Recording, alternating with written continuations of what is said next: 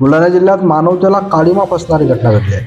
बुलढाणा जिल्ह्यातील नायगाव या गावात एका आरो प्लांटच्या टीन शेडवर नवजात पुरुष जातीचे अर्भक मृत अवस्थेत सापडले आहे। नायगाव हे गाव नांदुरा तालुक्यातील गाव असून या ठिकाणी ही घटना आज 1 डिसेंबर रोजी उघडकीस आली। या घटनेची माहिती मिळताच या ठिकाणी पोलीस निरीक्षक जयवंत साचव, API संजय पवार तसेच फॉरेन्सिक टीम तात्काळ घटनास्थळी दाखल झाली आणि ओमसी फाउंडेशनच्या मदतीने हे अर्भक मलकापूर येथील सामान्य रुग्णालयात तपासणीसाठी पाठवण्यात आले आहे। ही घटना म्हणजे मानवतेला काळिमा फासणारी घटना असून याचा सर्व स्तरातून तीव्र संताप व्यक्त करण्यात येत आहे।